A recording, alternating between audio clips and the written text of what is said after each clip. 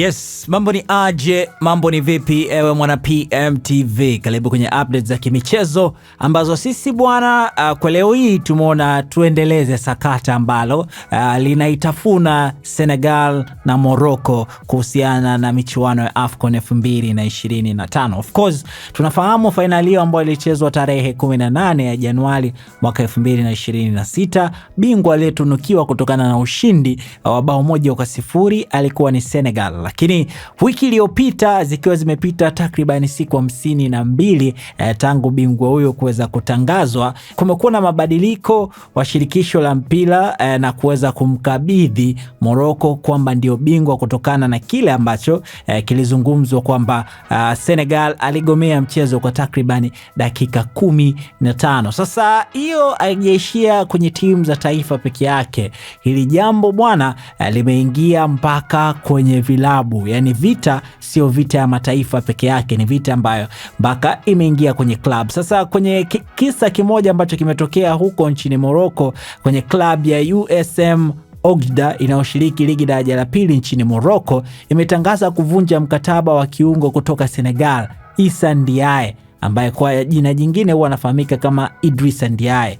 Hatua hiyo imekuja baada ya mchezaji huyo kutoa maoni yalionekana kama dhihaka dhidi ya uamuzi wa hivi karibuni wa CAF kuivua Senegal ubingwa wa AFCON 2025 na kuipa ushindi wa mabao 3-0 taifa la Morocco. Nini kimetokea?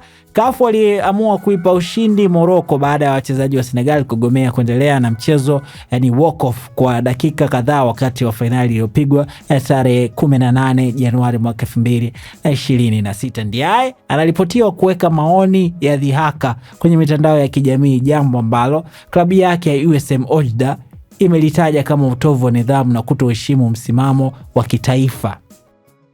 Uongozi wa klabu hiyo umesema msimamo wa mchezaji huyo hauendani na taswira ya klabu yao, huku ukiwa na mvutano mkubwa kati ya mashirikisho ya soka ya Senegal pamoja na Morocco. Tukio hili linaongeza chumvi kwenye donda la AFCON mwaka 2025. Klabu ya USM Oujda imefanya maamuzi kwa haki ama imekurupuka kuhusiana na swala la bwana mdogo Idrissa Ndiaye ambaye amepoteza ujira wake, na hii ni kutokana na kutoa maoni yake kuhusiana na sakata ambalo linaendelea ya kupokwa ubingwa kwa Senegal na kupewa kwa Morocco, akikumbushwa kwamba yupo nchini Morocco. Sasa wewe pia unaweza ukaacha comment yako hapa kuhusiana na kisa cha bwana Idrissa Ndiaye ama Issa Ndiaye ambaye alikuwa anacheza ligi daraja la pili huko nchini Morocco. Naamini ni maamuzi sahihi ama club kama club imeteleza. Wakati tunafanya hivyo, usisahau PMBet ndio sehemu ambayo unatakiwa kufanya bashiri zako, kwa sababu huko